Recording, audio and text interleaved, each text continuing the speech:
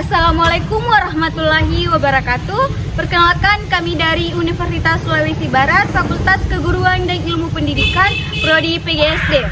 Baik, video ini kami buat untuk menyelesaikan tugas mata kuliah pengantar pendidikan. Terlebih dahulu, izinkan kami untuk memperkenalkan diri masing-masing. Saya Irma Mulyadi dengan NIM H0523504. Saya Nur Hikmah S dengan NIM H0523510. Dan saya Rani Lestari dengan NIM H0523503.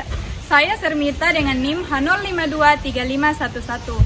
Saya Uliana Dage dengan NIM H0523512. Saya Lelestiria dengan NIM H0523508.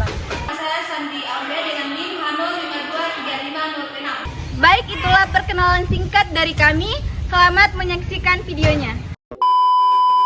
Pendidikan adalah proses yang melibatkan transfer pengetahuan, keterampilan, dan nilai-nilai dari suatu generasi ke generasi lainnya.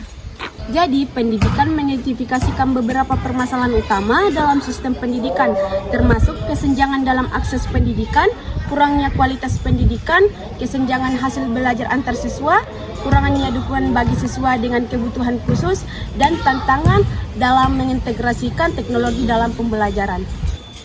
Pendidik dan pelajar memiliki peran yang sangat penting dalam sistem pendidikan. Pendidik sebagai guru mempunyai tanggung jawab mendidik dan mengajar sesuai dengan keilmuan yang dimilikinya. Kurikulum dan pelajar memiliki hubungan yang sangat penting dalam pendidikan. Kurikulum adalah kumpulan rencana dan pengaturan yang mengenai bahan pembelajaran yang dapat dipedomani dalam aktivitas belajar mengajar. Perkiraan dan antisipasi masa depan. Dalam konteks pendidikan, fokus pada persiapan dan pengembangan kemampuan individu untuk menghadapi tantangan dan perubahan yang akan datang. Baik, Assalamualaikum warahmatullahi wabarakatuh. Perkenalkan, nama saya Rani Lestari. Dan saya atas nama Sermita. Kami dari Universitas Sulawesi Barat, Fakultas Keguruan dan Ilmu Pendidikan, Prodi PGSD. Baik, kali ini kami akan mewawancarai guru penggerak dari SMP Negeri 6 Majene dengan Ibu Anissa SPDI. Baik, untuk mengefisienkan waktu, langsung saja kami wawancarai Ibu. Oke. Yang pertama itu, apa pendapat Ibu tentang potret pendidikan di Indonesia saat ini? Oke, menurut Ibu, potret pendidikan saat ini masih dalam proses berkembang. Sebagaimana kita tahu bahwa untuk mencapai suatu pendidikan yang lebih baik itu harus dimulai dengan proses yang terdahulu. Dan pemerintah Indonesia berdasarkan Perpres Merdeka sudah memulai itu dengan melalui perkembangannya untuk mencapai tujuan sebagaimana kita ketahui filosofi Ki Hajar Dewantara. Baik Ibu, langsung saja dengan pertanyaan kedua. Apa permasalahan yang sering dihadapi guru saat ini? Iya, permasalahan yang sering dihadapi guru saat ini yang pertama adalah proses kurikulum itu sendiri, di mana ketika proses kurikulum itu baru diterapkan di suatu sekolah itu, maka siswa dan guru itu kita harus secara konsisten, kita harus memulainya dari nol. Nah, jadi butuh proses itu istilahnya. Jadi yang paling penting di situ adalah butuh proses. Yang kedua adalah yang paling dihadapi sekarang adalah anak-anak yang kurang terlalu respect terhadap guru, terhadap teman, dan terhadap orang-orang yang ada di sekitar sekolah. Jadi intinya adalah mereka masih sangat minim saling menghargai antara teman, peserta didik, dan pengajar. Itu yang penting. Dan bagaimana sistem pendidikan di Indonesia saat ini? Ya, menurut saya sistem pendidikan di Indonesia sudah bagus. Kenapa saya bilang begitu? Karena dari tahun ke tahun kita bisa lihat peningkatan prestasi anak-anak kita, khususnya yang ada di sekolah saya.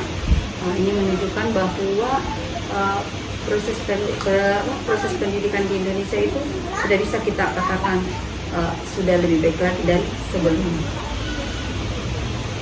Pertanyaan keempat dari kami Ibu, apa plus minus atau kelebihan dan kekurangan kurikulum Merdeka saat ini? Oke, kelebihannya adalah satu, dia lebih mudah dan efisien.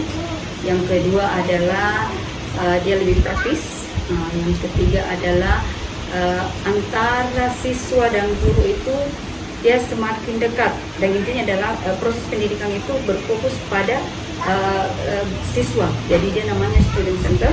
Jadi kita akan memberikan pendidikan itu, kita akan memberikan materi sesuai keinginan, sesuai dengan apa yang dibutuhkan oleh siswa tersebut.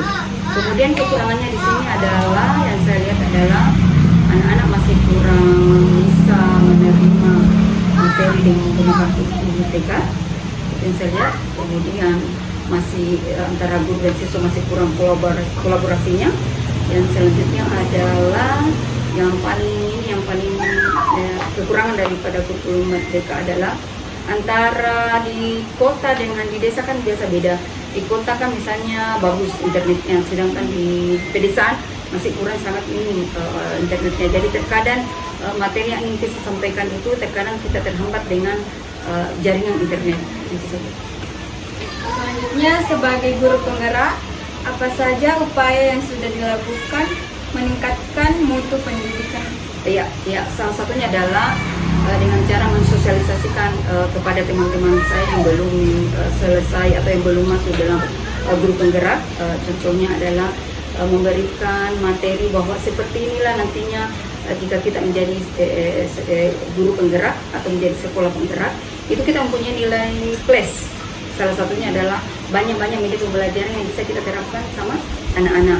Banyak media, banyak proses pembelajaran, banyak banyak trik, banyak cara yang bisa kita sampaikan sama anak-anak sehingga proses pembelajaran itu lebih menarik, lebih tertantang, anak-anak tidak bosan. Ketika salah satunya adalah pelajaran bahasa Inggris, di mana bahasa Inggris itu menurut anak-anak itu yang menakutkan, yang boring, tapi melalui dengan kurikulum Merdeka ini banyak media pembelajaran yang tadinya sangat rumit bisa kita menjadi simple. Yang tadinya kosakata yang tidak mungkin mereka anak-anak pahami, tapi melalui kurikulum Merdeka kita bisa mengkisnya sedikit demi sedikit dan mereka menjadi mudah memahaminya. Itu yang bisa saya ambil. Pertanyaan untuk anak ibu, bagaimana pengembangan pembelajaran siswa setelah menggunakan kurikulum Merdeka? Oke, pengembangan yang saya, karena kebetulan saya guru bahasa Inggris dari saya bisa, salah satunya adalah di mana tadi saya bilang adalah penggunaan media pembelajaran. Menggunakan media pembelajaran itu salah satu contohnya adalah ketika saya menggunakan layar yang pakai LCD, ya biasanya kita kan hanya pakai buku catatannya guru atau apa, tapi ketika kita menggunakan kurikulum Merdeka, kita menggunakan media pembelajaran yang langsung kita konekkan ke internet, misalnya pemutaran video tentang Cinderella. Dengan menggunakan LCD, dengan menggunakan internet, anak-anak akan lebih tertantang, lebih menarik. Wah, seperti ini cerita Cinderella. Dan kita jadikan teks, ya, teks ini, teks deskriptif. Jadi anak-anak lebih tertantang untuk menjawab, seperti ini ya kalau Cinderella. Dia tidak lihat audionya, tapi dia dengan audio visual, ada visualnya. Jadi dia kompleks, ada audio visualnya. Anak-anak pun bisa lebih jadi merasa ingin rasa tahunya bahwa bahasa Inggris seperti ini. Yang terakhir Ibu, dengan adanya kurikulum Merdeka saat ini, apakah pembelajaran di kelas semakin efektif atau bagaimana? Ya, kalau menurut saya pribadi semakin efektif. Kenapa selalu saya bilang semakin efektif? Karena ketika kurikulum Merdeka itu, intinya kurikulum Merdeka itu mengajar kita guru-guru, kamu mau ajarkan apa anakmu? Karena intinya dari kurikulum Merdeka adalah dia harus pendalaman materi, ya. Jadi bukan penguasaan materi. Beda di kurikulum 13. Kurikulum 13 itu adalah dia harus penguasaan materi, ya. Tapi ketuntasan, ya, maksud saya ketuntasan. Tapi ketika dia di kurikulum Merdeka itu pendalaman materi. Jadi harus betul-betul kita dalami materinya itu meskipun sederhana, tapi kalau anak-anak sudah ada mendalaminya, maka materi dari kurikulum itu akan level tingginya. Itu bagi mereka sudah tidak ada masalah karena di basicnya dia sudah kuat. Jadi kita ditambah lagi ketika dia naik di kelas 7, 8 dan 9, maka mereka itu kamu udah paham karena di basicnya itu sudah bagus, ya. Baik Ibu, terima kasih atas waktunya. Mungkin cukup sekian dari kami. Mohon maaf jika ada kata dan perilaku yang tidak berkenan di hati Ibu. proses wawancara saat ini saya tutup dengan Assalamualaikum warahmatullahi wabarakatuh. Kesimpulan dari materi kami yaitu kurikulum Merdeka di Indonesia menekankan kebebasan bagi sekolah dan guru dalam menyusun materi pembelajaran sesuai kebutuhan siswa. Fokus utama adalah pada pengembangan karakter dan kompetensi abad ke-21 seperti kreativitas, kolaborasi, dan pemecahan masalah. Pendekatan pembelajaran yang fleksibel, permasalahan proyek, dan pembelajaran kontekstual memungkinkan siswa untuk belajar dan dengan cara yang lebih relevan dan personal. Kurikulum ini juga mendorong partisipasi aktif siswa dalam proses pembelajaran, memfasilitasi pengalaman belajar yang lebih bermakna dan adaptif terhadap perkembangan zaman. Baik, itulah tadi materi tentang pendidikan di kurikulum Merdeka. Dan kami akhiri dengan ucapan Assalamualaikum warahmatullahi wabarakatuh.